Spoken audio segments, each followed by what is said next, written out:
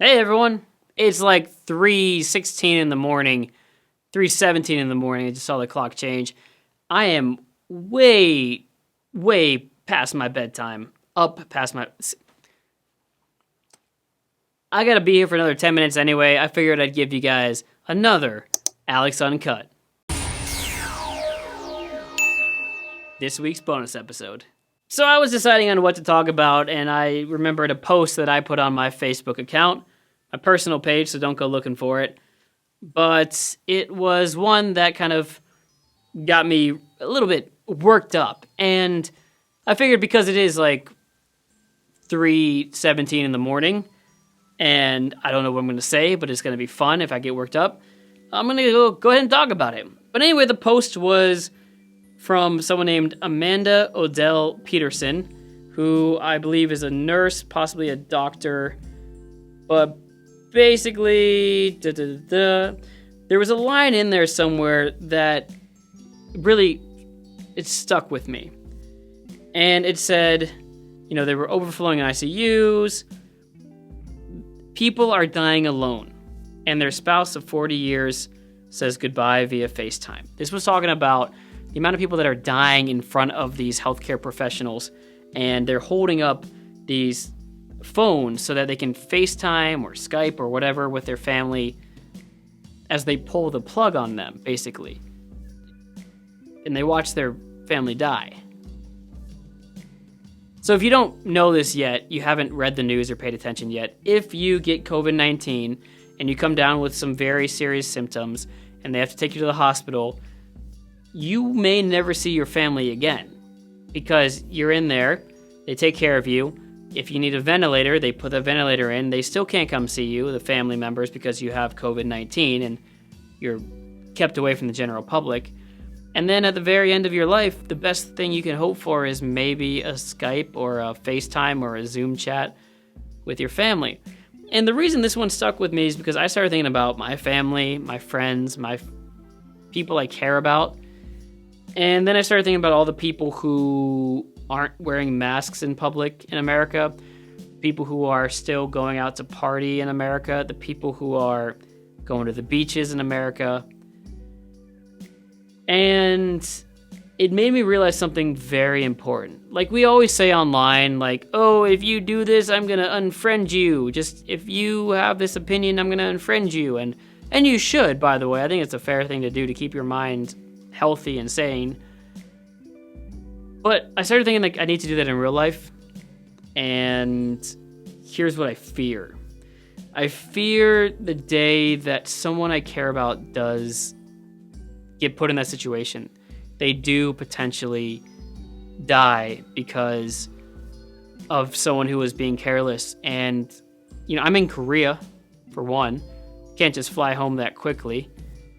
Two, if I do fly home and they're in the hospital, I can't see them because they're not allowed to have visitors. I told you it's late at night. Am I number 3 now? I don't know. But what happens if someone you care about dies? I want everyone to think about that. And don't think about the individual person. Like, you don't have to think about someone in particular, but someone you care about dies from COVID-19 because your state opened up and people went out to party, or you had parties at people's houses, or they didn't wear masks. Knowing that, how many of you will be able to look at your friends, your relatives, your family after that ever again? If those are the people who weren't wearing masks, were going out to party, were enjoying life. Like, honestly, think about that. So, you're at a family function, and you see someone who didn't wear masks. Maybe they visited your grandparents or something, and your grandparents got COVID-19 from them or from somebody else. But, someone from your state, because people were going out and partying. And your friend, your neighbor, your cousin was a part of that, whatever it may be. And you lost your grandparent, your parent. Never got to say goodbye to them in person. I want people to really think about that. How many of you would actually be okay with that person who didn't follow the rules and was part of the reason that COVID-19 spread? I don't think I could see them again, ever, if someone I really cared about passed away. Now that I've said that, this message isn't for you, the people who would get rid of their friends who did that. I guess this message is for the people who are kind of carelessly still going out without masks on. These are the decisions you're making, and people are going to judge you on this if it gets worse in America and they start losing loved ones. And by the way, we're at 120-some thousand deaths. It's going to hit 200,000. It's going to be more. I want people to actually think about that when they go out.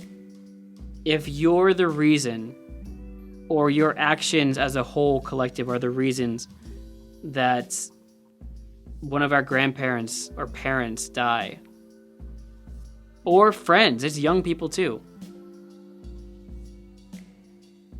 How many of the people affected by that death are going to want to be friends with you again? Ever. I honestly don't know. Because I wouldn't.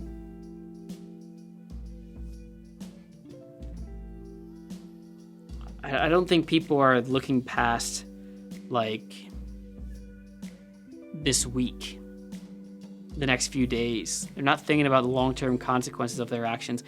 Not even just possibly killing someone by spreading the virus, but even how that's going to affect how people look at you for the rest of your life.